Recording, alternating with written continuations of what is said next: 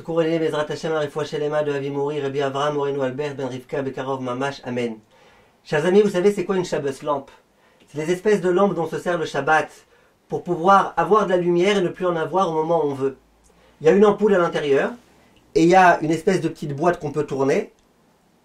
Au moment où on la tourne, on peut soit décider que la boîte, elle cache la lumière, soit au contraire, il y a un endroit, une espèce de petite ouverture, et quand on met cette ouverture face à l'ampoule, on voit de la lumière. Est-ce que pendant Shabbat, on considère que quand on ouvre cette chose-là, on allume la lumière? Ben non, sinon ça serait interdit d'utiliser ça Shabbat. J'ai fait tout un cours de halakha pour expliquer ce que c'est permis, ce que c'est interdit, mouksé, pas mouksé. La conclusion, c'est que c'était permis, qu'il n'y avait aucun problème. Mais vient le Rav Biderman avec une idée très très belle. Il dit, cette lumière-là, elle était allumée. Depuis l'entrée de Shabbat. Elle existait, elle était contenue à l'intérieur. Simplement, on ne la voyait pas.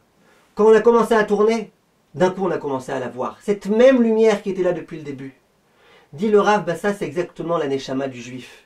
La neshama du juif, elle se trouve à l'intérieur de lui. Et elle est puissante. Et elle est éclairante, elle est brillante. On n'arrive pas toujours à la voir, à la remarquer, à la repérer. Mais elle est là. Il suffit que le juif, il cherche un petit peu. Où est-ce qu'elle est sa neshama? Qu'il essaye de rentrer en contact avec sa neshama. Qu'il s'écarte un petit peu de la matérialité pour laisser place à sa neshama, à l'écho de sa neshama. Et d'un coup, il verra combien il est proche de sa neshama, combien il est proche de la sérénité, combien il est proche d'Akadosh Baruch Hu. Mais la neshama, elle est là. Tu vois un juif qui est loin, loin, loin, ne crois pas qu'il est éteint, il n'est pas éteint. Ça n'existe pas de juif éteint. Tout juif a cette lumière à l'intérieur de lui.